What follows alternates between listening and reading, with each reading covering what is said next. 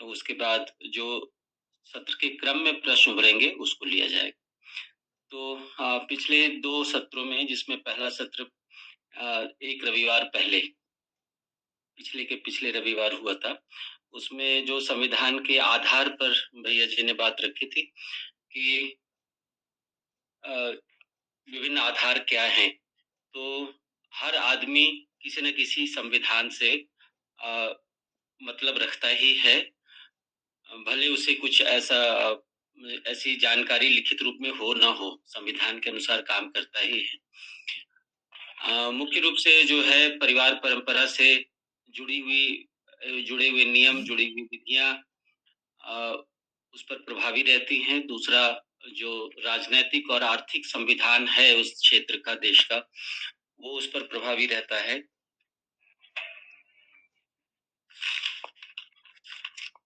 और तीसरा है वो धर्म संविधान, जो कि ईश्वरीय वाणी के रूप में और महापुरुषों के द्वारा जो आप वाक्य हैं उनको आधार बनाकर संविधान बनाए गए। इन संविधानों में अंतर विरोध की बात भैया जी ने काफी लंबे समय तक इस बात पर ध्यान दिलाया कि ये अंतर विरोध विभिन्न स्तरों पर होते रहे हैं।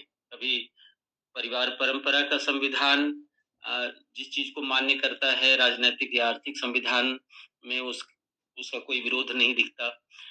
और ये जो अभी प्रजातांत्रिक संविधान है, इसमें भी जो 4-5 ऊपर के स्तर हैं, जैसे कि राष्ट्रपति को सबसे ऊपर रखा गया, उसके बाद मुख्य न्यायाधीश हैं, उसके बाद जो वैधानिक पीठ है, संविधान बनता है लोकसभा में, और फिर प्रधानमंत्री आदि, इनके बीच में भी अंतर विरोध दिखता है। तो मानव में हमेशा एक अभिप्सा रही है, एक सार्वभौमिक संविधान जो कि बदले नहीं और निर्विरोध हो, ऐसी एक अपेक्षा बनी रही है। भैया जो पहले दिन भी आखिरी क्षणों में कुछ रेखांकित किया भैया जी ने कि चरित्र, मूल्य और नैतिकता, ये जो मध्यस्थ दर्शन प्रस्तावित कर रहा है, उसमें एक आदमी को इन आचरणों के साथ होना एक आवश्यकता है। उसके बगैर हम किसी मानवीय संविधान या सार्वभौमिक संविधान की परिकल्पना नहीं कर सकते, नहीं पा सकते। दूसरे सत्र जो कि पिछले रविवार को हुआ था, उसमें कुछ खास मुद्दे जिसमें भैया जी ने पिछले दिन की भी पुनरावृत्ति की थी और फिर कुछ नई बातें रखी थी। इसमें शुरुआत के बिंदुओं में भैया जी ने मुख्य अंतर रेखांकित करने की कोशिश की कि संविधान जो समानता का दावा तो करता है, जो अभी का प्रजातांत्रिक संविधान हम लोग पालन कर रहे हैं या विभिन्न देशों में, लेकिन आरक्षण जैसे मुद्दों में फंस जाता है। यहाँ तक कि धार्मिक संविधान में भी जो है वो वर्ग विशेष का आरक्षण है ही अघोषित रूप से। इसके उदाहरणों को भी भैया जी ने बताया। सबके लिए एक संविधान की जो अभिप्सा है, जो पहले सत्र में भी आई थी, दूसरे सत्र में भी इस बात पर रेखांकन हुआ। फिर भैया जी ने मूल रूप से चरित्र, मूल्य और नैतिकता को ध्यान में रखते हुए स्वधन को उन्होंने काफी जोर दिया कि स्वधन में निष्ठा या सेवा और श्रम में जो निष्ठा नहीं होने की वजह से, उसको प्रमुखता नहीं देने की वजह से ये सार्वभौमिक संविधान या संप्रभुता की सही परिभाषा में उतरता हुआ संविधान वो नहीं आया। भैया जी ने पिछले सत्र में एक और अंतर स्पष्ट किया कि राजनैतिक संविधान या मध्यस्थ दर्शन जो संविधान प्रस्तावित करता है मानवीय संविधान के रूप में, इसमें संशोधन की प्रक्रिया संभव है क्योंकि ये आदमी के द्वारा बनाया गया है, जबकि धर्म संविधान ईश्वरवाणी होने के कारण बदल नहीं सकते। इस संबंधित एक प्रश्न भी आया है जिसको हम लोग देखेंगे तीसरे खंड में। फिर भैया जी ने पिछले दिन संप्रभुता पर काफी अच्छी बात रखी कि संप्रभुता का जो अभी अर्थ लिया जा रहा है वो अपने लिए कानून बनाने की स्वतंत्रता के रूप में है। और बाबा जी ने संप्रभुता में पेज संख्या 13 जो लास्ट लाइन में प्रबुद्धता और प्रभुसत्ता की बात है, उसको रेफर करने के लिए भी इंगित किया कि उसको देखा जाए। वहां पर संप्रभुता परिवार के लिए है, और वो विश्व परिवार से पहले तक की जो भी परिवार हैं, चाहे वो परिवार हो 10 के आसपास प्रबुद्ध लोगों, या फिर विश्व परिवार से ठीक पहले का स्तर हो, वहां तक परिवार कह रहे हैं, और उस परिवार में ये संप्रभुता की बात कह रहे हैं। तो इस तरह से संप्रभुता एक मुख्य मुद्दा हो गया, जिसको समझने की आवश्यकता है यदि मानवीय संविधान को समझना है तो, और ये आगे आते रहेंगे, ऐसा उन्होंने ध्यान दिलाया। उसके बाद एक और अंतर जो बताया, पारंपरिक संविधान जो अभी हम लोग फॉलो कर रहे हैं, और दूसरा जो मानवीय संविधान, उसमें क्या है, वोटर गलती कर सकता है, और लेकिन यहाँ पर हर इंसान प्रबुद्ध होगा, और इससे गलती की अपेक्षा नहीं है, जो मध्यस्थ दर्शन प्रस्तावित कर रहा है। तो प्रबुद्धता संपन्न लोगों की सभा जो है वो से प्रबुद्ध लोग रहेंगे तो वो गलतियां नहीं करेंगे, और उसी आधार पर हम मानवीय संविधान की परिकल्पना या देख सकते हैं, जिसकी अभीप्सा हम सबके भीतर है। जो खास बात लेटर पार्ट ऑफ सेशन था पिछले रविवार को, वो मॉडर्न एजुकेशन ने श्रम और सेवा मानसिकता से हम सबको दूर कर दिया है, और यही मानसिकता देश के स्तर पर भी गई है। तो वहां भी जो संप्रभु बता रहे हैं वो केवल मुफ्तखोरी की प्रवृत्ति का ही एक दूसरा रूप है, जहां पर हम सेवा या श्रम किए बगैर लाभ वृत्ति को जायज मान रहे हैं, और राज्य द्वारा भी इसको प्रमोट किया जा रहा है, और हम सबकी प्रवृत्तियों में ये घुसा ही हुआ है, लाभ यानी कम देकर ज्यादा लेना। और इस तरह से अभी का जो संविधान है वो अर्थ प्रधान संविधान है, जो सुविधा में सुख देखता है, जबकि मध्यस्थ दर्शन जो जीवन तृप्ति और मानवीय परंपरा में प्रमुखता को बल दे रहा है, और इसी के ओरिएंटेशन में हम मानवीय संविधान की व्याख्या है। तो इन मुख्य बिंदुओं के साथ भैया पहले 2 अध्यायों पर आपकी बात के लिए हम प्रतीक्षारत हैं। हम सब ने इसको दोबारा सुना है और पढ़ा भी है। भैया पहले आपकी बात हो जाए, फिर हमारे प्रश्न। जी भैया, स्वागत है आपका फिर से। जी भैया, यहाँ कार्यक्रम में उपस्थित सभी भाइयों बहनों को नमस्ते। और कुछ भी बोलना प्रारंभ करने के पहले दर्शन से प्रणेता पूज्य बाबा जी नागराज महाराज को नमन करता हूँ, उनके प्रति कृतज्ञता ज्ञापित करता हूँ।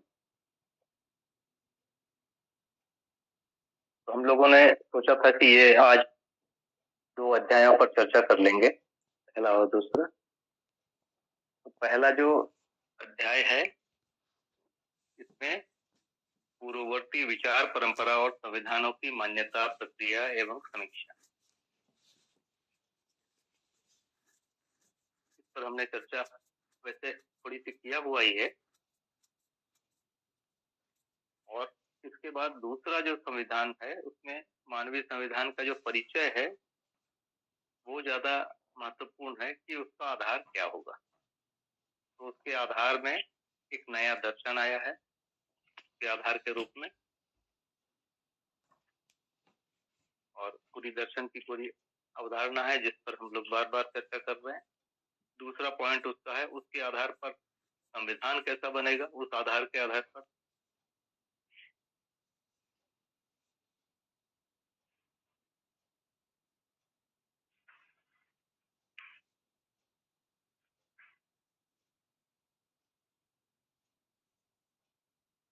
भैया आवाज नहीं आ रही है।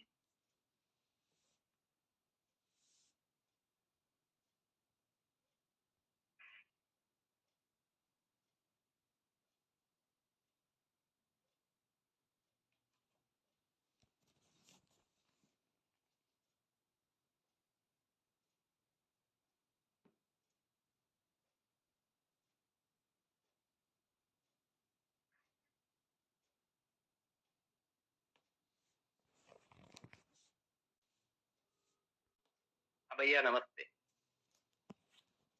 जी भैया, स्वागत।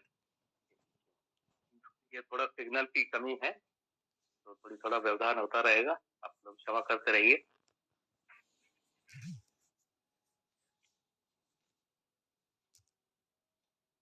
तो हम चर्चा कर रहे थे कि जो नया जो संविधान आया कैसे आया। तो पहले सब जगह संविधान लागू था और यूरोप में चर्च के बारे में शंका हुई। चर्च सही है, जो ज्ञान है चर्च के आधार पर, जो बाइबल है उसका जो ज्ञान सही है, उस पर प्रश्न चिन्ह हो गए और उसके आधार पर धीरे धीरे हर चीज पर शंका हुई और शंका यहाँ तक पहुंची कि क्या हर व्यक्ति जो राजा है वो हर व्यक्ति राजा बन सकता है क्या। तो कुछ दार्शनिकों ने, विचारकों ने ये मत रखा कि हर व्यक्ति स्वतंत्र पैदा हुआ है, वो स्वतंत्र रहेगा और हर व्यक्ति को पूरा अधिकार होना चाहिए कि वो सर्वोच्च पद तक पहुंच सके। और इसको लेकर इन लोगों ने चर्चा करना शुरू किया। तो 17वीं सदी में या थोड़ा पीछे जाएंगे तो 16वीं सदी से ये चर्चा शुरू हो गई। गैलीलियो के समय से ही चर्च पर प्रश्न चिन्ह लगे। 17वीं सदी में ये बहुत जोर मारा और लगभग 18वीं सदी में ये डेमोक्रेसी आ गई। डेमोक्रेसी में पूरे नए आधार थे और उन नए आधारों को एक प्रकार से बनाया जा रहा था। तो नए आधारों को बना लिया गया, उसमें ये माना गया कि हर मानव समान है। समानता का कारण समझ में नहीं आया, समानता का आधार समझ में नहीं आया, लेकिन ये मान लिया गया कि हर मानव समान। दिखने में तो समान होता नहीं। और लेकिन वहां भी बहुत सारी कमियां थी। वहां महिलाओं को वोटिंग राइट नहीं थी, है ना। वोटिंग राइट तो 1910 में फिर आए हैं महिलाओं। तो समान माना गया और एक नया संविधान बनाया गया, डेमोक्रेसी आई। डेमोक्रेसी आने के बाद राजा बनने की प्रक्रिया बदल गई। पहले राजा बनने की प्रक्रिया दो ही थी, या फिर आप राजा के बेटे हो या बेटी हो, या आपने किसी राजा को मारा हो। दो विधि से राजा बन सकते। तो ये राजा बनने की प्रक्रिया बदली, उसके लिए चुनाव प्रक्रिया हुई, मताधिकार आए और सब लोगों की बात हुई। तो वहां पर डेमोक्रेसी आ गई। डेमोक्रेसी आने के बाद पूरा एक संविधान बना और वो चलता रहा। पर वहां की डेमोक्रेसी आने के पीछे लड़ाइयां हुई। लड़ाइयां कैसी हुई? पूरा आम जो जनजीवन है वो उस पूरे विचारधारा से रंग गया और पुरानी जो धार्मिक विचारधाराओं को तोड़ने के लिए उद्यत हो गया। लेकिन उस समय राज सत्ता चल रही थी और उस समय उसका विरोध हुआ राजा का, और फिर राजा हार गए और फिर डेमोक्रेसी आई। तो ज्यादातर लोगों ने भागीदारी किया, या समाज के बड़े वर्गों ने भागीदारी किया, इस विचारधारा को स्वीकारा और उसके बाद डेमोक्रेसी आ गई। भारत में डेमोक्रेसी इस तरीके से नहीं। भारत में डेमोक्रेसी आने का तरीका थोड़ा अलग है। भारत पर अंग्रेजों का शासन हुआ, तो अंग्रेजों का शासन भी दो चरण में हुआ। सबसे पहले तो कंपनी का शासन शुरू हुआ, ईस्ट इंडिया कंपनी का शासन। और 1757 में जब लड़ाई हुई बंगाल में, उसमें हार गए और बंगाल में कंपनी का शासन शुरू हुआ। पूरी तरह शासन नहीं हुआ, ये दोहरा शासन बना के रखा। कंपनी जो बोलती थी वो राजा को करना होता था, ऐसा उन्होंने एक जुगाड़ बनाया। धीरे धीरे कंपनी के नियंत्रण के लिए इंग्लैंड से वाइसराय नियुक्त किए गए और अप्रत्यक्ष रूप से इंग्लैंड की संसद का शासन चलता रहा, अप्रत्यक्ष रूप। लेकिन उससे 100 साल के बाद 1857 में जब यहाँ पर क्रांति हुई, क्रांति के बाद फिर पूरी तरह जो सत्ता है वो इंग्लैंड के रानी के, महारानी के हाथ में आ गई, या इंग्लैंड के संसद के हाथ में डायरेक्ट सत्ता आ गई। और इंग्लैंड के हाथ में जो डायरेक्ट सत्ता आई, उसके बाद हम लोगों के देश में इंग्लैंड का संविधान लागू हो गया।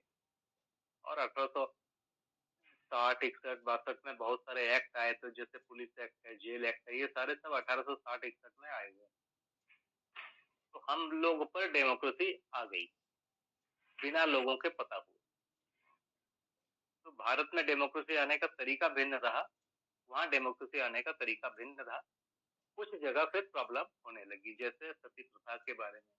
सती प्रथा को लोग विरोध करते रहे, कुछ लोग अंदर से, कुछ लोग मुखर रूप से भी, और फाइनली उसको हटाने के लिए फिर जो ये संविधान है, जो ब्रिटिश संविधान है, उसी ने बीड़ा उठाया और फिर उसको हटाया, उसको अवैध घोषित किया।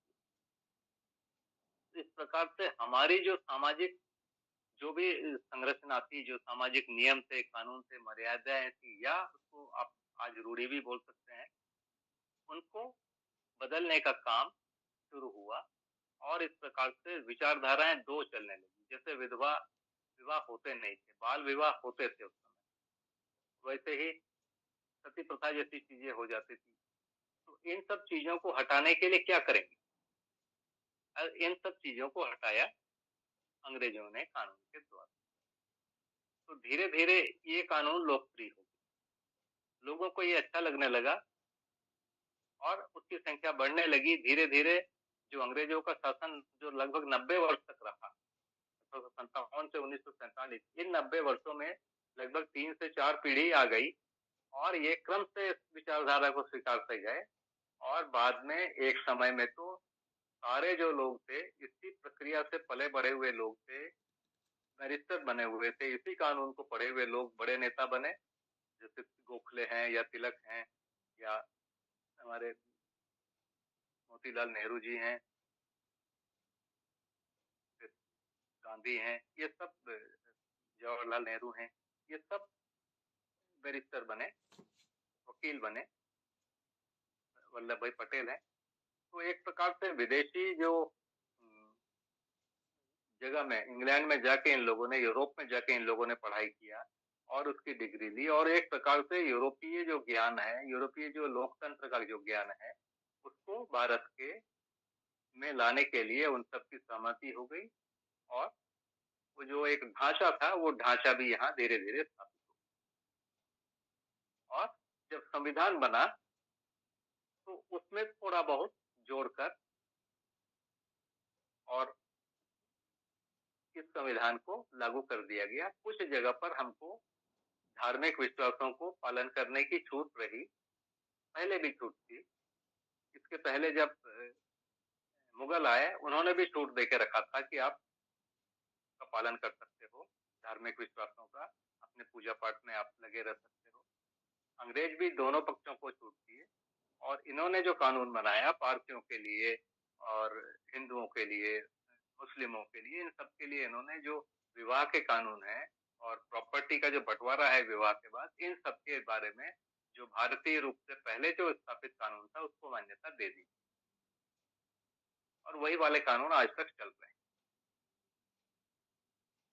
तो इस ढंग से भारत में जो आया संविधान, उसको लोगों को पता नहीं था, आम लोगों को, कुछ बड़े लोगों को पता था कि ये संविधान क्या है और किस ढंग से काम होगा। इसके बाद अभी 75 साल और हो गए और इस प्रक्रिया में अभी इस कानून को पढ़ाने की प्रक्रिया शुरू हो गई है, जो हम नागरिक शास्त्र नाम से कक्षा 6 से इसको पढ़ाते हैं, इसको सिविक कहते हैं। तो बच्चों को ये कानून समझ में आ जाए, उसके लिए एक प्रक्रिया भी शुरू हुई और उसको पढ़ाया जा रहा है और ये मान लिया जा रहा है। अभी भी हम लोग उस रूप से कानून को नहीं पढ़ते हैं, लेकिन थोड़ा थोड़ा पढ़ने के बाद हम मान जाते हैं। तो ये एक बड़ा बात है देखने के लिए। इन जो अभी जो संविधान है, इसके पीछे की यदि आप मान्यता में जाएंगे तो ये धर्म को इस रूप में मानता है कि आप धार्मिक विश्वासों का पालन कर सकते हैं, पूजा पाठ उपासना को कर सकते हैं, और दूसरे पर लेकिन आप हस्तक्षेप नहीं करोगे, इतना मानता है। लेकिन ईश्वर है, इस चीज को ज्ञान के रूप में अभी जो उसका जो ज्ञान है पीछे का, वो उसको नहीं मानता। और इसके पीछे का जो ज्ञान है, कुछ जो विचारक हैं, उनकी बातचीत को, उनकी बातों को माना जाता है। मध्यस्थ दर्शन में ये कहा जा रहा है कि जो ज्ञान है ये दूसरा है, ये आधार है। तो कुछ चीजें पहले से ही है, जैसे हम सब कह रहे हैं कि जो कुछ करता है ईश्वर करता है, ईश्वर ने सब रचा हुआ रखा हुआ है। लेकिन जो भौतिकवाद है वो कहता है कि नहीं, ईश्वर नहीं कर रहा है, मनुष्य कर रहा है। तो मध्यस्थ दर्शन भी यही कह रहा है कि मनुष्य कर रहा है, लेकिन एक मनुष्य की एक ऐसी स्थिति को बात कर रहा है मध्यस्थ दर्शन कि मनुष्य जागृत हो सकता है, जागृत होने के बाद वो व्यवस्था को समझ सकता है, व्यवस्था में जी सकता है, न्याय कर सकता है। उसके लिए एक समझ चाहिए। जबकि अभी जो हमारा जो मॉडर्न जो संविधान है वो कहता है कि यदि कोई 18 वर्ष का हो गया तो वो वयस्क हो गया और वो उसको समझदार हो जाना चाहिए, मान लिया गया है। उसके लिए शिक्षा दी जा रही है और उस शिक्षा से वो समझदार हो जाएगा और वो काम करेगा। और इस संविधान में ऐसा कभी भी नहीं माना जा रहा है कि कोई व्यक्ति समझदार हो सकता है और कभी भी गलती नहीं करेगा, ऐसा नहीं माना जा रहा।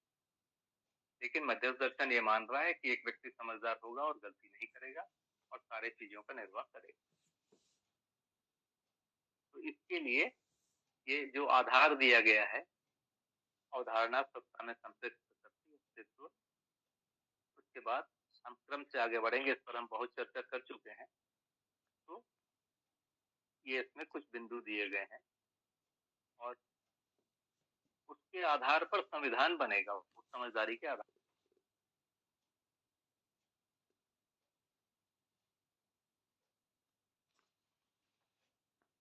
तो इसके कुछ ऐसे आधार दिए गए हैं। मानव जाति एक, धर्म अनेक, माने बहुत सारे उत्पादन करेंगे। मानव धर्म एक, ये कहा गया। ईश्वर सत्ता सहज रूप में एक, देवी देवता अनेक, अखंड राष्ट्र रूप में धरती एक, राज्य अनेक। ये इसके आधार लिए गए। इस आधार के बाद फिर मानवीय संविधान की चर्चा की गई। मानवीय संविधान में इसमें आप देखेंगे कि 9 मौलिक विधान दिया गया है। ये 9 मौलिक विधान ये कह रहे हैं कि मानवीयता सहज जागृति व जागृति पूर्णता ही अखंड समाज सार्वभौम व्यवस्था पूर्वक परंपरा के रूप में, अर्थात पीढ़ी से पीढ़ी के रूप में निरंतरता को प्रमाणित करता है। यह करना, कराना, करने के लिए सहमत होना मानव में मौलिक विधान। यानी जागृति और जागृति पूर्णता को पाने के लिए एक समाज की रचना चाहिए और एक व्यवस्था चाहिए, और वो एक व्यक्ति को पीढ़ी से पीढ़ी ट्रांसफर होता रहेगा इस समाज में। और इसके लिए हर मानव सहमत होना एक अनिवार्य बात, मतलब जागृति को हर मानव स्वीकार करता है और उसके लिए ये मार्ग। दूसरी बात, मनाकार को साकार करना और मनस्वस्थता को करना, ये हर मानव में है। ये मौलिक विधान है। हर मानव बौद्धिक समाधान, भौतिक समृद्धि चाहता है, ये मौलिक विधान है। इसके बाद मानवीयतापूर्ण आचरण को लिखा गया है, जो मौलिक विधान है, हर मनुष्य को करना है। 5वें में भी यही है, मानवीयतापूर्ण आचरण को ही लिखा गया है, मौलिक चरित्र, नैतिकता, अविभाज्य है, ये तीनों करेंगे।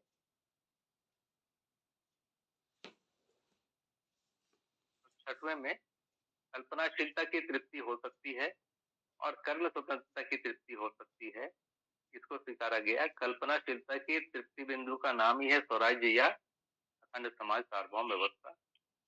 और कर्म स्वतंत्रता की तृप्ति बिंदु के लिए इसमें जो ज्ञान है और शिक्षा, संस्कार और स्वास्थ्य संयम में प्रमाणित होना एक महत्वपूर्ण कार्यक्रम हुआ। परंतु इसके पीछे का जो आधार है वो उत्पादन, कार्य विनिमय, कोष और न्याय सुरक्षा में सक्षम होना एक अनिवार्य आवश्यकता है। और ये जो बिंदु हैं ये इस आधार पर आए कि संविधान जो आया वो मध्यस्थ दर्शन नाम का एक चीज आया। मध्यस्थ दर्शन में ज्ञान के मापदंड है, कुछ ज्ञान के कुछ बिंदु है, उसके आधार पर आचरण के बिंदु आए। मतलब अस्तित्व एक ज्ञान है, अस्तित्व दर्शन और जीवन ज्ञान, इन दोनों के योगफल में एक आचरण आता है कि एक व्यक्ति कैसा आचरण करे या प्रत्येक व्यक्ति कैसा आचरण करे जो दूसरे के जिंदगी में हस्तक्षेप न करे, बल्कि दूसरों को जागृत होने में मदद करे।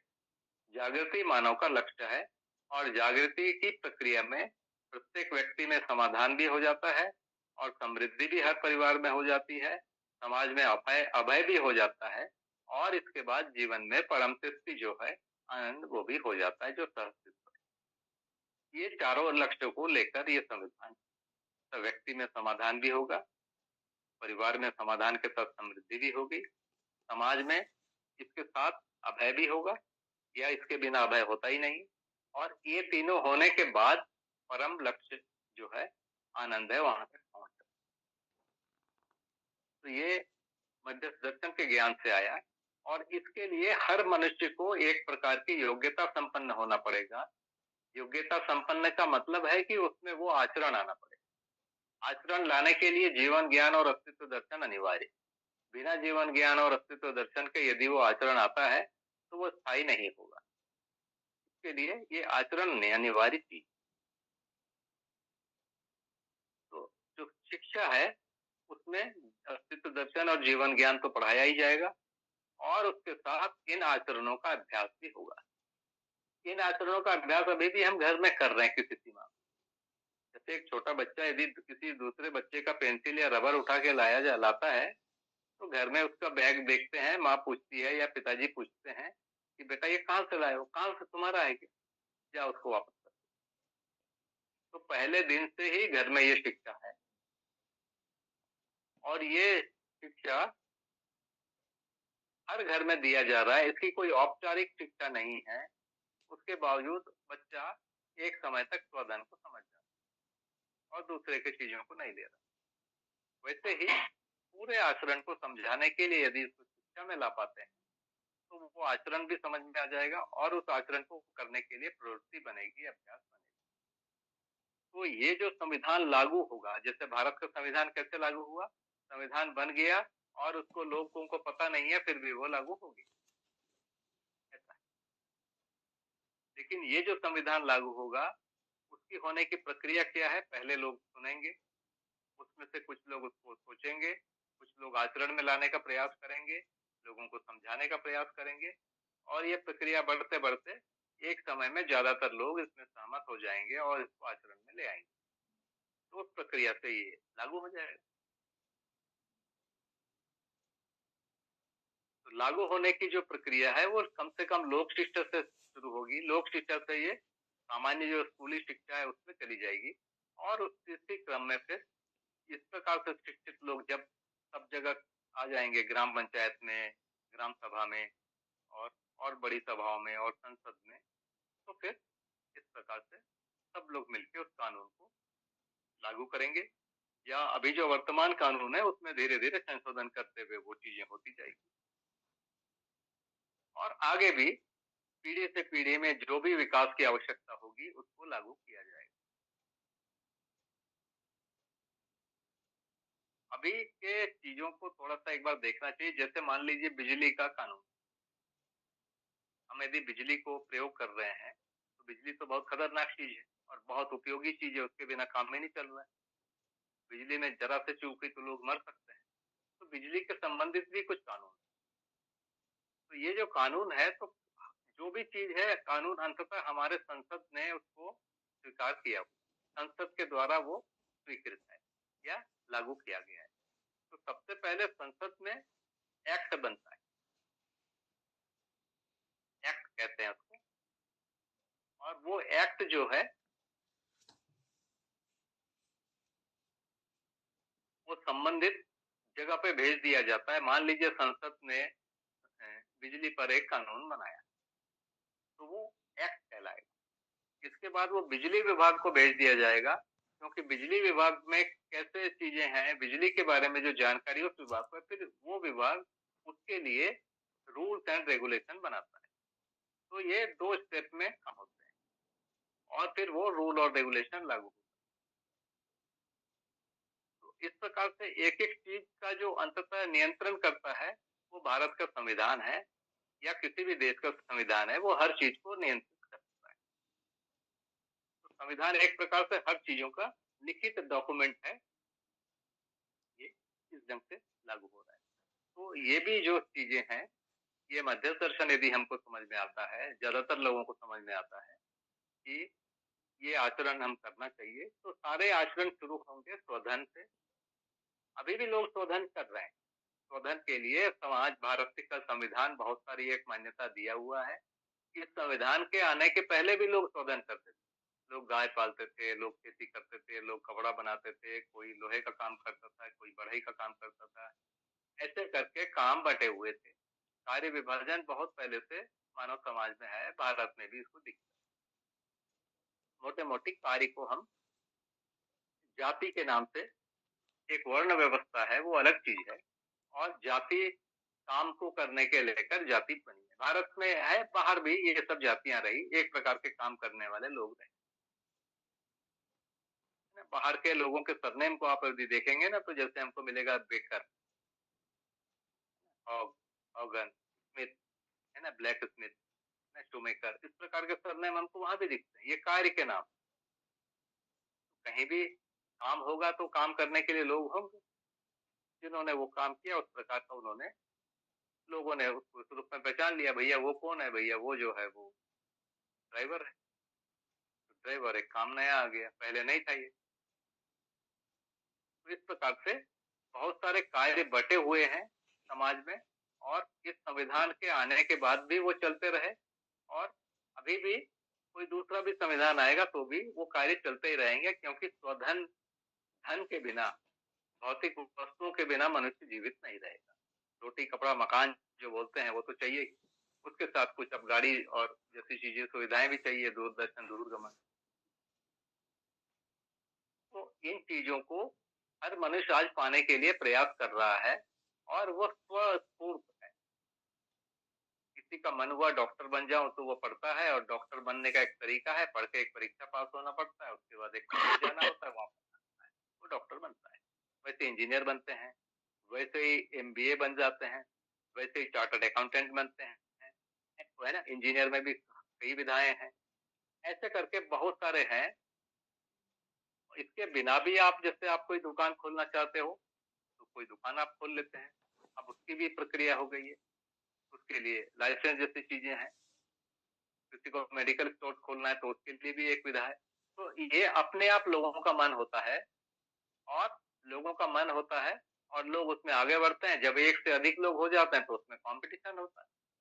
तो कंपटीशन को इसमें अच्छा माना जा रहा है, क्योंकि मैं भी एक सामान बनाता हूँ, आप भी एक सामान बनाते हैं, हम दोनों चाहेंगे कि मेरा सामान बिके, तो हम दोनों में लेकर हम उसको अच्छा क्वालिटी का बनाएंगे, और उसको गुण उसका उसका जो रेट है, मूल्य है, वो कम रखेंगे, तब वो लोगों को स्वीकृत होगा।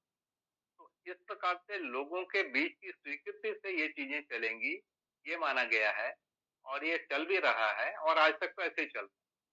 लेकिन शिक्षा की जगह पर ये बोला नहीं जा रहा है कि आपका ये, आपको एक श्रम से समृद्धि वाली चीज करना है। इन चीजों में श्रम है। जैसे ही हम किसी उत्पादन के बारे में काम करते हैं ना, तो वो पहले ही 3 चीजें कहते हैं, लैंड, लेबर एंड, लेबर है उसमें, श्रम अनिवार्य है। एक जगह चाहिए जहां पर वो कोई भी उपक्रम खुलेगा, तो लैंड चाहिए, लेबर, और उसके बाद मशीन भी चाहिए। अब हर चीज में मशीन आ गई, तो ये 3 चीजें तो बिल्कुल अनिवार्य। लेकिन एक व्यक्ति उसमें अपने आप को लगाने के लिए तैयार हो जाए, वैसा बन नहीं रहा है। फिर कुछ चीजें हैं जो बहुत अनिवार्य काम है, जैसे घर की सफाई करना। घर की सफाई करना इतना अनिवार्य है कि हम कोई बात ही नहीं कर सकते, उसके बिना 2 दिन आदमी घर में, 2 दिन बाद घर में नहीं रह पाएगा। कपड़े धोना, वो भी सफाई का ही एक काम। भोजन बनाना, वो भी एक काम। और ये पीढ़ी से पीढ़ी सीखती आ रही है, एक दूसरे से, एक पीढ़ी दूसरी पीढ़ी से सीख रही है, और वो क्रम चल रहा है, और वो घर में रोज काम होता है। और ये घरों के काम के बारे में विद्यालय में या कॉलेजों में कोई भी चीज लिखा नहीं, पढ़ाने की व्यवस्था नहीं, जबकि हर व्यक्ति को करना चाहिए।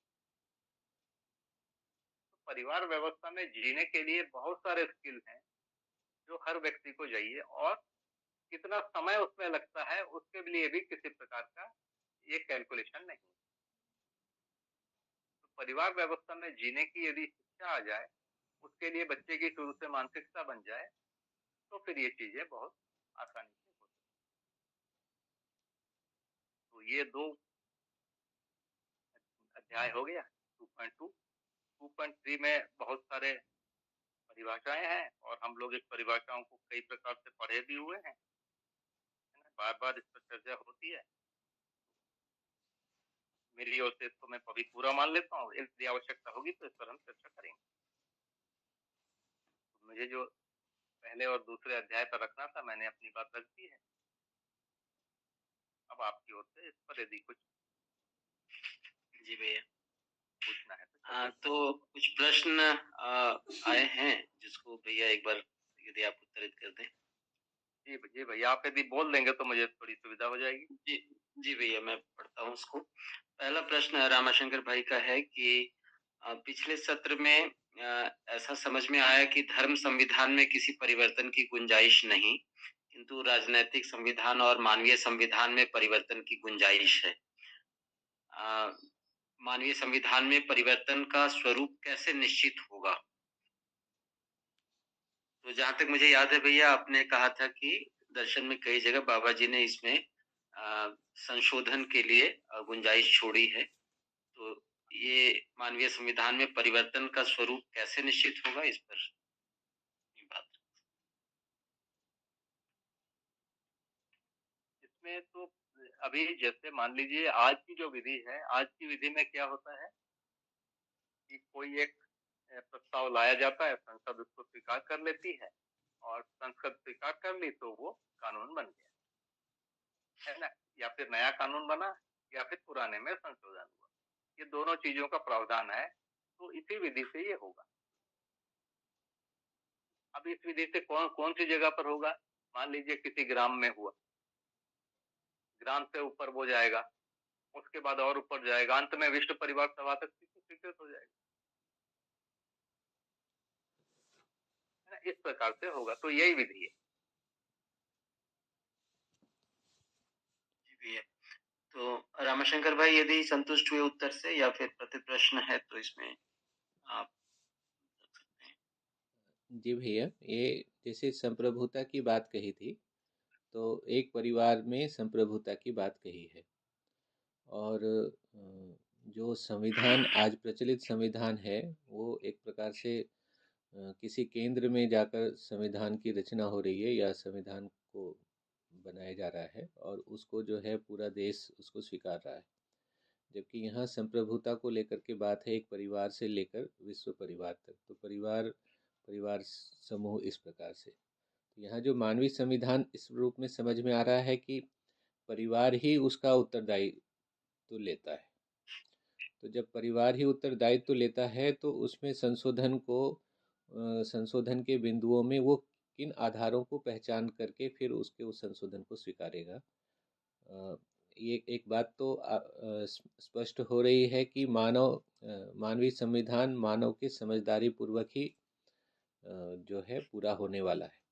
तो समझदारी पूर्वक अगर वह निर्णय कुछ लेता है, कुछ संशोधन करता है, तो वह उसके न सिर्फ उसके स्वयं के परिवार के लिए हितकारी है, बल्कि वह धर्म व्यवस्था के लिए और न्याय व्यवस्था के लिए भी हितकारी ही होगा। तो क्या इसी रूप में संशोधन की बात रहेगी, ये मुझे स्पष्ट होना था। भैया अभी क्या है, जो जनप्रतिनिधि है उसको लोगों ने चुन लिया, वो चुन लिया, वो विद्वान हो गए, अब वो कानून बनाने के योग्य हो गए। यहाँ पर प्रबुद्धता की बात नहीं, लोगों ने चुन लिया तो वो प्रबुद्ध माना गया। अब वो लोग मिलकर संप्रभुता को तय करें, संसद में पहुंच गए, वो संप्रभुता की बात करेंगे। जो सांसद है वहां गए और वो संप्रभु हुए, अब वो कानून बनाए। ये बना हुआ कानून है, उसका समर्थन करते रहेंगे या उसमें आवश्यकता अनुसार संशोधन करेंगे। मध्यस्थ दर्शन में एक बहुत मौलिक चीज की जा रही है कि प्रबुद्धता होना है, माने हर व्यक्ति समाधान समृद्धि संपन्न होना है, समझदार होना है। ये यदि होगा तब वो संप्रभुता को तय कर, जो समझदारी नहीं है वो संप्रभुता की बात कैसे करे?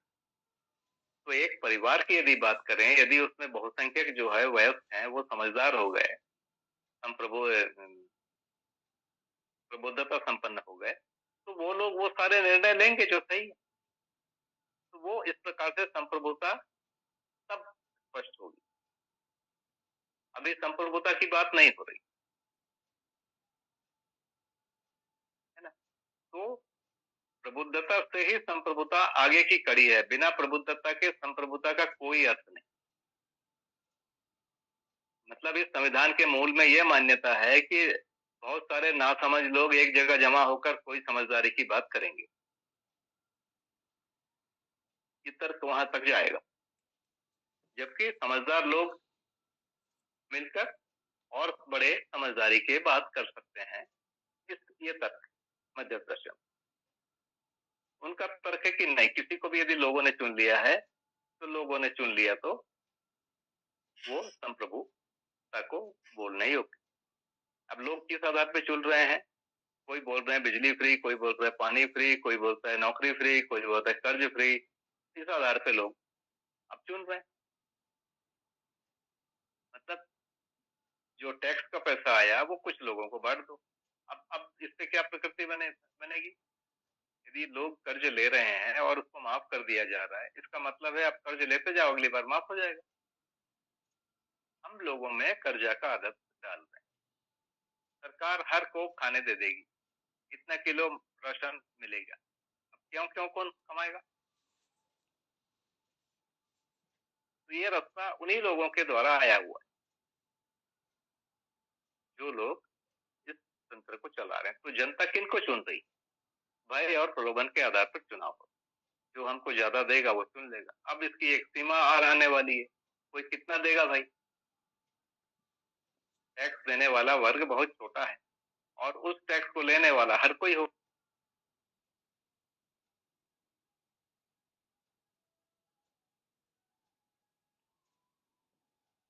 एक बार फिर से भैया का सिग्नल चला गया है, थोड़ा इंतजार कर लेते हैं।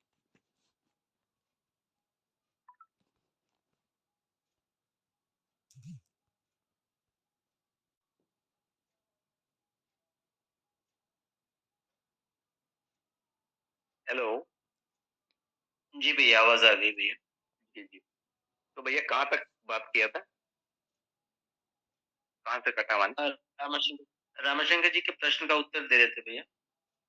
हाँ, तो उसमें यही कह रहा था कि प्रबुद्धता आए बिना व्यक्ति में संप्रभुता की बात हो ही नहीं सकती।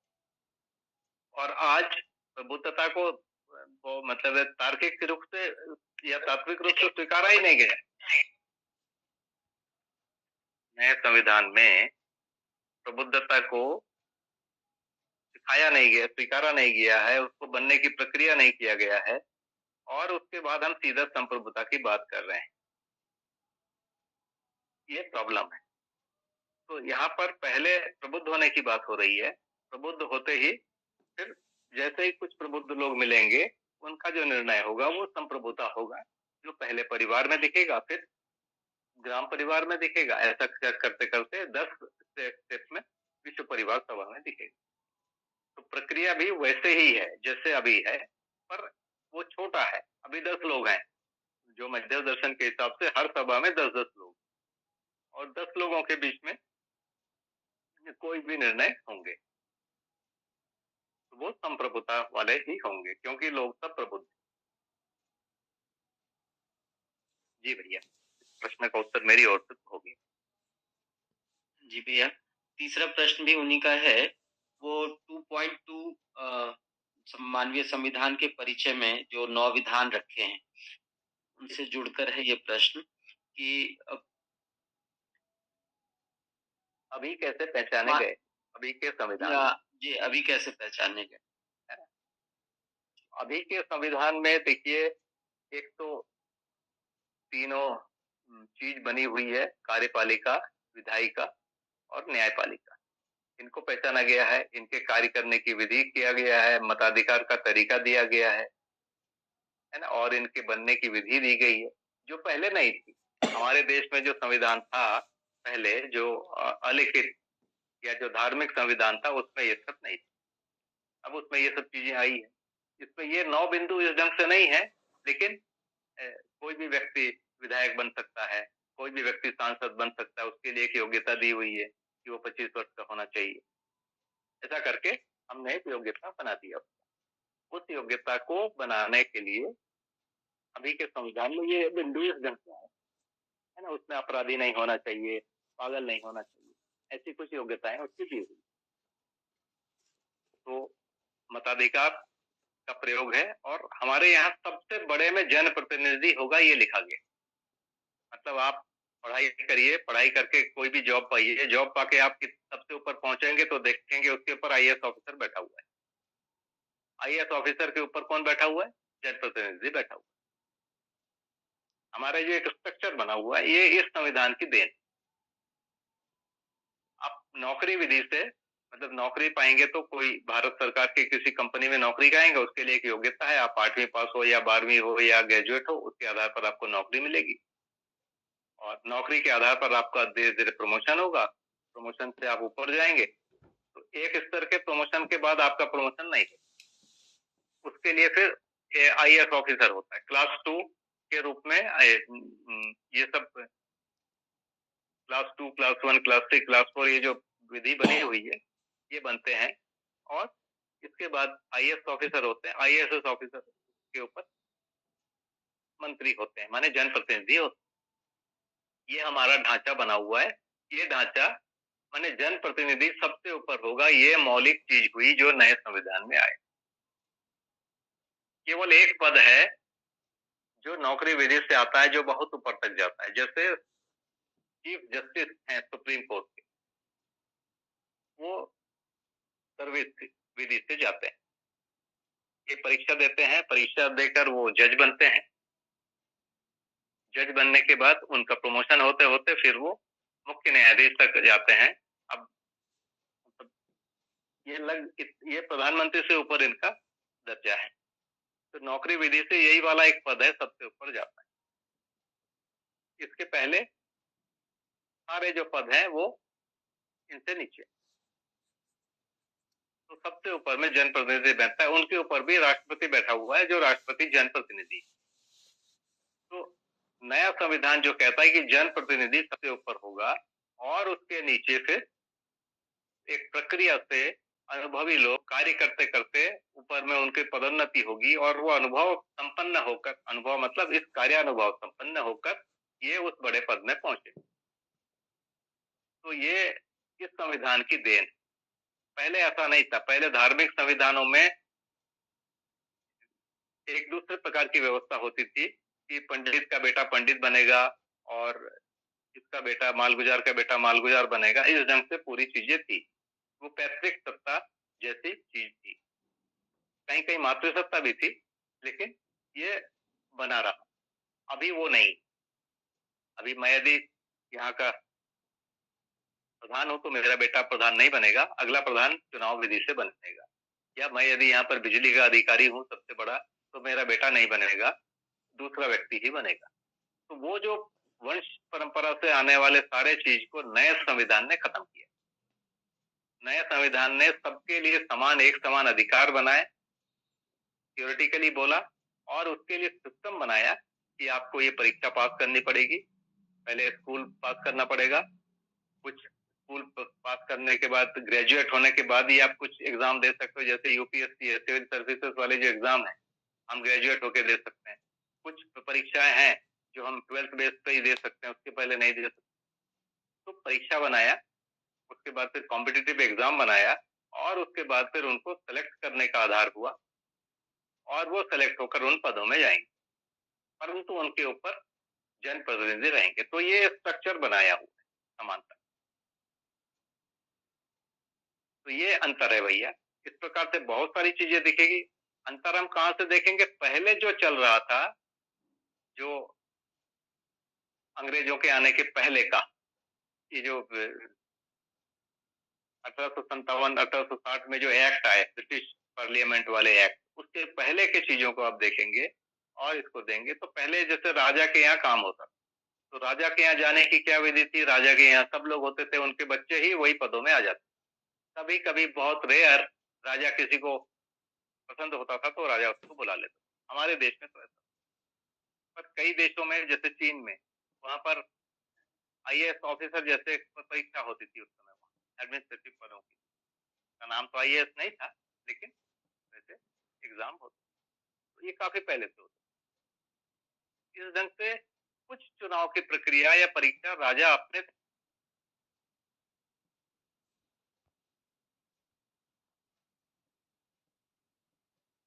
एक बार फिर से सिग्नल चला गया है, थोड़ा सा इंतजार।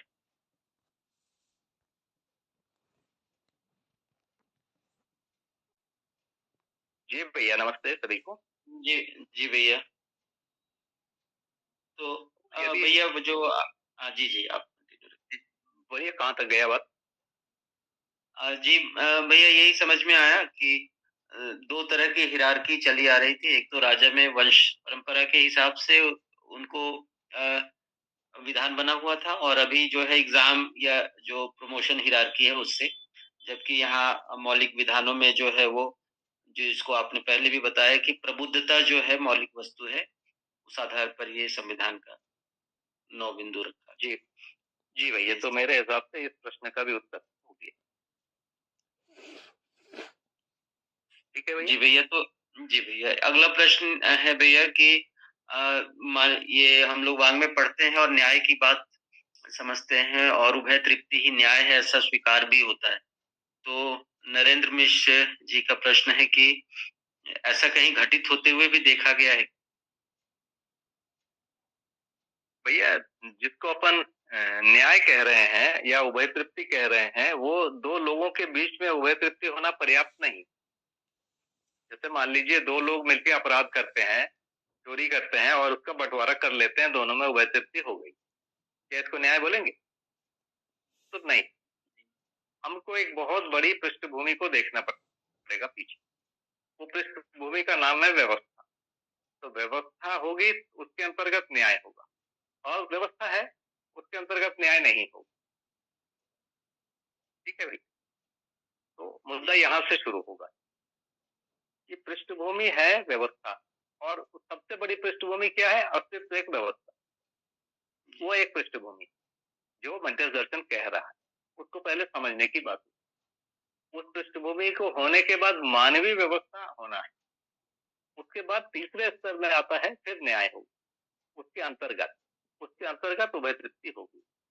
तो न्याय एक घटना का नाम नहीं, न्याय कोई घटना नहीं, उसमें सैकड़ों घटनाएं होंगी उस पृष्ठभूमि में, वो सभी न्यायपूर्ण होगी।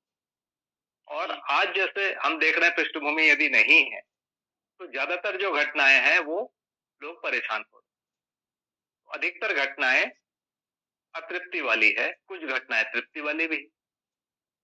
तो ये पूरा नहीं हो पा रहा है, इसके लिए इसको समझने के लिए बड़ा एक बैकग्राउंड चाहिए, तभी हो पाएगा। और बड़ा बैकग्राउंड बनने के बाद एक अलग ढंग से सोचेंगे। अभी हम दूसरे विधि से चल रहे हैं कि पहले एक व्यक्ति को समझ में आया, बाबा जी को, उन्होंने 4 लोगों को बोला, 4 लोग सुने, उसमें से 2 लोगों को अच्छा लगा, उन्होंने 2 लोग को और बोला कि इसको सुन के देखो। इस क्रम से बढ़ते बढ़ते अभी हम किसी जगह पर खड़े हैं जहां पर कुछ 100 1000 लोग सुन रहे हैं, उसमें से 100 लोग जीने की कोशिश कर रहे हैं, उसमें से आधे लोग शायद 2-4 स्टेप जी लिए होंगे, कोई लोग 10 स्टेप जी लिए होंगे। तो ये प्रक्रिया में अब हम जा रहे हैं। ये प्रक्रिया बढ़ते बढ़ते एक समय में ये लागू होगी। अब इसमें 100 साल भी लग सकते हैं, 50 भी लग सकते हैं, और 500 भी लग सकते हैं। तो ये भैया उत्तर है।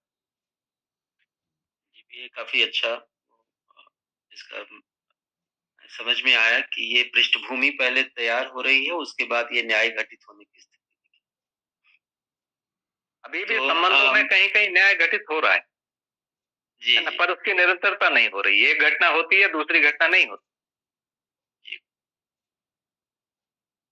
जी भैया। भैया अगला प्रश्न लेते हैं, वो समीर भैया जी का है। पढ़ने के क्रम में एक पंक्ति आई है, जागृत मानव परंपरा में व्यवस्था सहज में प्रबुद्धता ही सत्ता है, क्योंकि संज्ञानीयता पूर्वक संवेदनाएं नियंत्रित होते हैं। यहाँ पर प्रबुद्धता ही सत्ता है, ये कैसे है, ये थोड़ा सा स्पष्ट कीजिए। बढ़िया, बहुत अच्छा भैया। सत्ता किस चीज को कहते हैं? प्रश्न जो है सत्ता शब्द पर आ गया है। अभी सत्ता में कौन है? मध्य हमारे छत्तीसगढ़ में सत्ता में कांग्रेस है ना? नहीं, सत्ता शब्द का यही अर्थ। और केंद्र में कौन है? केंद्र में मोदी सरकार। तो सत्ता माने जो हर जगह जिसका प्रभाव है, जिसका हर जगह नियंत्रण है। इसी अर्थ से व्यापक वस्तु को सत्ता बोला गया है ना? तो सत्ता माने नियंत्रण करता या नियंत्रण, उसको सत्ता बोला गया है। तो प्रबुद्धता ही सत्ता है, माने समझदारी ही नियंत्रण है वास्तव। यदि मैं समझदार होता हूँ तो अपने को नियंत्रित कर सकता हूँ। मेरा आचरण फिर नियंत्रण में रहेगा। मेरा आचरण यदि नियंत्रण में है, माने मैं धीरता में तो हूँ ही। माने कोई व्यक्ति मान लीजिए मेरे से संबंध को नहीं पहचान रहा है, तो भी मैं धीरता में बना हुआ हूँ। मानव को जो करना है वही कर रहा हूँ। इसी कड़ी में एक दिन वो मेरे आचरण को स्वीकार कर लेता है, मेरी समझदारी को स्वीकार कर लेता है, और वो सही करने के लिए तैयार होता है, मेरे साथ सही करने को तैयार होता है। अब उसको बोलेंगे उस व्यक्ति में धीरता आ गई और मुझ में वीरता। तो सत्ता इस रूप से प्रभावी हो रहा है कि प्रबुद्धता ही सत्ता है का मतलब अंततः सही जो समझ है उसी का प्रभाव होगा। अब देखिए ना, यदि अपन हजारों साल के इतिहास को देखेंगे, पहले एक नस्ल दूसरे नस्ल से लड़ता था, एक देश दूसरे देश से लड़ता था। अब सब हम आज एक दूसरे से दोस्ती की बात तो कर रहे हैं, ट्रेडिंग कर रहे हैं, है ना? कई देशों में दुश्मनी है, लेकिन उसके बावजूद कुछ हम ट्रेडिंग कर रहे हैं एक दूसरे से। तो हमको यहाँ समझ में आ गया कि लड़ाई तो नहीं चलेगा, अंततः पूरकता ही चाहिए। तो प्रबुद्धता की ओर हम बढ़ रहे हैं। अभी पूरा मानव समाज प्रबुद्ध नहीं हुआ है, फिर भी हम एक स्टेज तक आ गए हैं। यदि हम 2000 या 5000 साल पहले जाएंगे तो कुछ और कहानी। जी भैया। तो भैया ये समझ में आया कि वो जो नियंत्रण शब्द है, जैसे संपृक्ततावश सभी इकाइयां नियंत्रित हैं, नियमित हैं, वैसे ही प्रबुद्धता में एक एक मानव जो है वो नियंत्रित रहता है। एक मानव भी नियंत्रित रहता है, उस मानव से दूसरे मानव नियंत्रित रहता है। जी जी भैया। तो भैया बाबा जी ने एक दर्शन को बोल दिया, अब हम उसको पढ़ रहे हैं, सोच रहे हैं जी केवल नियंत्रण के लिए ही तो कर रहे हैं। जी भैया। भैया 6 बज गए हैं और सभा में करीब 67-68 लोग हैं, उनसे प्रश्न नहीं ले पाया। भैया 10 मिनट और एक्सटेंड कर सकते हैं? बिल्कुल कर सकते हैं। जी भैया। तो 2-3 प्रश्न छोटे हैं, मेरे ही प्रश्न हैं भैया। एक जगह आया है संख्या 5 पर 1.4 पूर्ववर्ती दर्शन में आगम और निगम प्रबंध का जिक्र है। तो आगम तो भैया आपने बताया कि जो आकाशवाणी हुई और महापुरुषों ने उसे बताया। निगम प्रबंध का क्या मतलब? परंपरागत जो शब्द है भैया निगम, अभी तो एक निगम चलता है, जैसे पाठ्य पुस्तक निगम या नगर निगम, है ना? अपन अभी बहुत सारे निगम बने हुए हैं। तो निगम एक स्वतंत्र इकाई है व्यापार की या कोई कार्य करने की। जो सामान्य जो अर्थ है वो ये। दूसरा, वेद और वेद से जुड़े हुए सभी चीजों को निगम कहा गया है। तो हमारे देश में दो प्रकार की परंपराएं बहुत दिनों से प्रचलित हैं। एक है वेद से जुड़ी हुई परंपरा, दूसरा तंत्र से जुड़ी हुई परंपरा। दोनों एक दूसरे को सपोर्ट करते हैं, दोनों एक दूसरे के बहुत जगह पर पूरक है। तो इसीलिए वेद और उससे जुड़ी हुई चीजों को निगम कह रहे हैं, तंत्र और उससे जुड़ी हुई चीजों को आगम कह रहे हैं। तो आगम निगम ये मिला हुआ शब्द। जैसे बाबा जी की बात करेंगे तो बाबा जी का परिवार वेदांत को पढ़ता था, वेद को पढ़ता था, और उपासना जो है श्री विद्या की उपासना करता है ना। तो आगम निगम दोनों मिला हुआ। हमारे घरों में भी देखेंगे कि कोई वेद को भी मानते हैं और कोई देवी देवताओं की पूजा भी करते हैं। लगभग भारत में ये दोनों परंपराएं साथ चलती हुई दिखेगी। केवल प्योर कोई वेद को लेकर चल रहा है और कोई देवी देवता नहीं है, ऐसा बहुत रेयर है। थोड़ी बहुत कोशिश हुई भी है, पर वो बहुत ज्यादा नहीं चल पाए। प्रधान रूप से आगम निगम दोनों साथ में साथ साथ चलते सहचर शब्द हैं, ऐसा मान सकते। तो मेरी दो और प्रश्न है परिभाषा को लेकर। उससे पहले मैं सभा में जो लोग हैं उनसे प्रश्न अपेक्षा करता हूँ कि जितना भैया जी ने अभी रखा और जितना हम पढ़ के आए हैं उसमें से कोई प्रश्न बनता हो तो अभी के अभी अपनी माइक अनम्यूट करके पूछ सकते।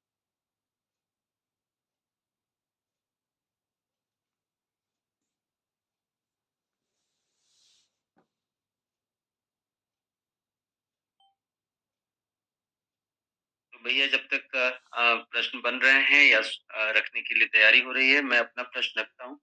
भैया पुस्तक के प्रारंभ में जो विकल्प दिया गया है उसमें फिर उसके बाद उसकी शब्दों की परिभाषा दी गई है। जो विकल्प में आए हैं उसमें आश्रम शब्द है, क्या वो मिसप्रिंट है या आश्रम या की परिभाषा ऐसी है कि मिसप्रिंट नहीं है। जो विकल्प का जो तीसरा बिंदु है उसमें 4 वर्ण आश्रम लिखा हुआ है ना, उसी अच्छा वर्ण आश्रम जाके हाँ जी ध्यान गया भी है ना। देखिए तीसरे बिंदु को खोलिए, उसमें वर्ण आश्रम दिया हुआ है और उसी को आगे जाके वो तीसरे बिंदु में ही उत्तर दिया हुआ है। तीसरे में ही आ गया संयोग से।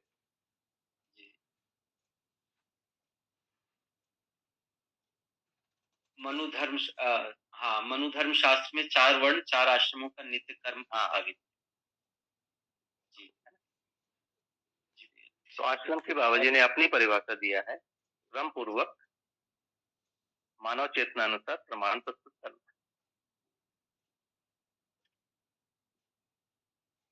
जी भैया।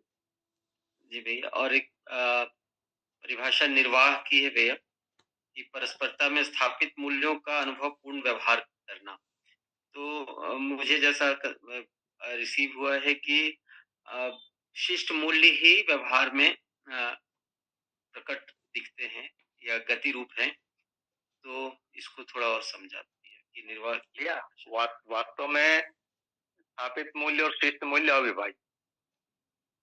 यदि स्थापित मूल्य आ गया है तो शिष्ट मूल्य आएगा ही आएगा, है ना। लेकिन जब हम शिक्षा विधि शुरू करते हैं तो बच्चे को सिखाना कहाँ से शुरू करते हैं? शिष्ट मूल्य।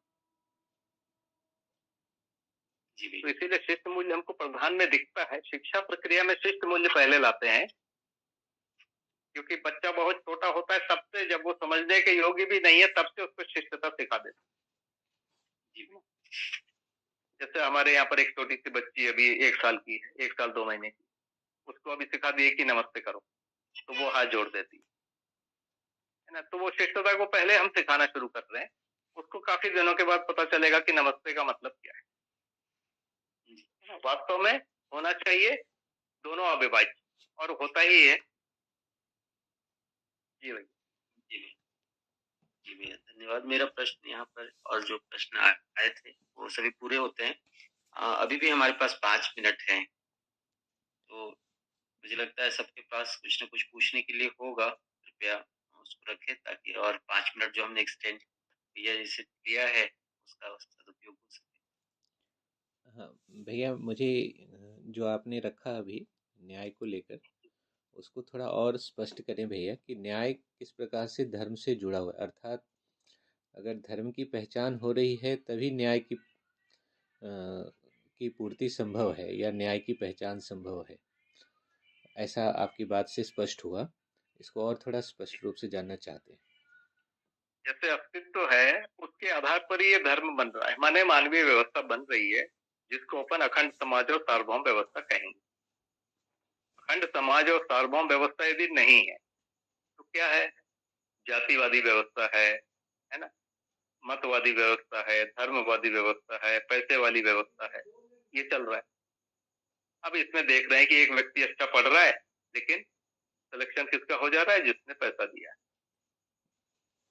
या एक व्यक्ति कोई काम में सक्षम है लेकिन उसको लिया जा रहा है जो उसका रिश्तेदार। यह न्याय।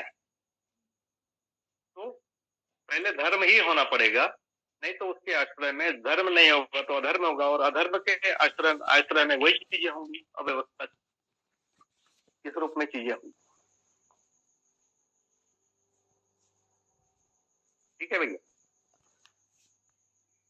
जी भैया, इसका अर्थ ये हुआ कि अगर परिवार व्यवस्था अगर हमें स्पष्ट हो रही है तभी परिवार में अंतर संबंधित जो संबंध हैं उनको हम पहचान पाएंगे और उसके अनुसार उसमें न्याय की, उभय तृप्ति की जो बात है वो स्पष्ट होंगी या पूरी होंगी, ऐसा कह रहे जी हैं। भैया, अभी भी देखिए ना, लोगों को सबसे अधिक दबाव क्या है? हम जो बातचीत करते हैं, लोग कहते हैं कि सबसे अधिक परिवार से ही दबाव है कि तुम पैसा कमाओ चाहे जैसे भी लाओ। उनका यही कहना है कि यदि आपका पैसा कम है, सैलरी कम है, तो आप कहीं से भी लाओ, हमको मतलब नहीं। ये परिवार से दबाव, उतने में जी लें, ऐसा नहीं सोचते लोग, और ज्यादा चाहिए। तो वो कहां से लाएगा? फिर वो अन्याय को करेगा। माने परिवार ही अन्याय के लिए प्रेरित करता है। परिवार के अंदर ये सोच ही नहीं है कि इतने में रहना है, और ज्यादा तुम कमाओ। तुम कमा सकते हो। कमा सकने के लिए माने तुम कोई भी जायज नाजायज दोनों तरीके अपनाओ। तो ये परिवार से ही है उसका दबाव सबसे अधिक। मेरे तो बातचीत में सुनने में तो यही आ रहा है ना, और मैं घर में देख रहा हूँ। घर में बोलने का तरीका ये नहीं है कि तुम चोरी कर, कैसे भी लाओ, हमको मतलब नहीं, बात नहीं करेंगे। बात में ताना देंगे। तो ये क्या है? अव्यवस्था को बढ़ावा देने के लिए ही ये सब उपाय चल रहे हैं। ठीक है भैया, मेरी बात पहुंची? जी जी बिल्कुल भैया, बहुत अच्छा। धन्यवाद भैया। तो आज काफी मुद्दों पर भैया आपने हम लोगों का ध्यान आकर्षण कराया और संविधान को समझने में काफी मदद मिली है। जहां भारतीय संविधान की कैसे पृष्ठभूमि बनी अंग्रेजों के समय से और अभी तक आया, और उसके बाद परिवार व्यवस्था तक की बात आई भैया, और उसमें जो प्रश्नोत्तरी हुई उससे काफी कुछ खुला है। तो भैया आपका बहुत बहुत धन्यवाद है। आप कुछ आखिर में रखना चाहें भैया, और अगले सत्र के लिए कुछ निर्देश चाहिए? बस भैया, एक तो आप लोगों ने मुझे सुना, इसके लिए मुझे बहुत बहुत आप लोग का आभार, धन्यवाद। इस बहाने हमको सोचने का और पढ़ने का मौका मिलता है। तो भैया आगे हम अध्याय 3 को कर लेते हैं। 3 तो 30 पेज तक जाएगा, और अभी 3 को ही कर लेते हैं, उसके अगले में फिर थोड़ा हम बढ़ाएंगे, है ना भैया? 12 सप्ताह का कार्यक्रम है हमारे पास। जी भैया। आप ये सारी चीजें लगभग भैया एक जैसे मिलेगी। जी 3 मतलब दूसरे अध्याय के बाद हम जैसे जैसे आगे बढ़ते जाएंगे तो लगभग ये एक जैसी ही मिलेगी पूरा।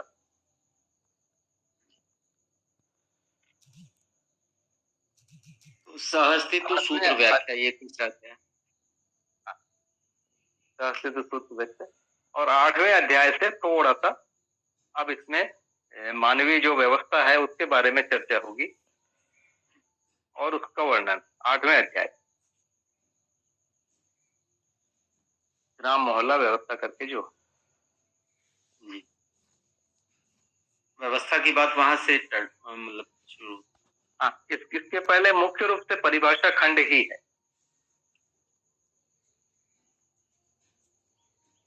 अलग अलग प्रकार से परिभाषा दिया हुआ है, वो सब एक जैसे मिलते जुलते लगते हैं, क्योंकि ये सब चीजें खुलेंगी कब? खुलेंगी जब हम पूरे एक सभ्यता को या व्यवस्था को देखने जाएंगे। जी भी। बाकी और उसके पहले वाला जो चैप्टर है, जिसको हम 7वां चैप्टर बोलेंगे, वो बहुत बड़ा है।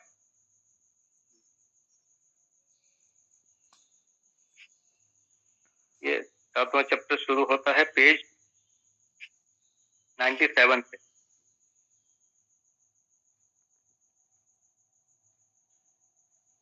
और वो समाप्त होगा 162, माने 65 पेज का एक चैप्टर है ये 7वां वाला। जी। उसके पहले के सब चैप्टर छोटे छोटे, तो धीरे धीरे चलते हैं। जी भैया। और 8वें से हम जी भैया, 8वें से 8वें के बाद फिर हमको वो चीजें समझ में आने लगेगी, क्योंकि वो एक कल्पना में वो व्यवस्था का आ सकता है।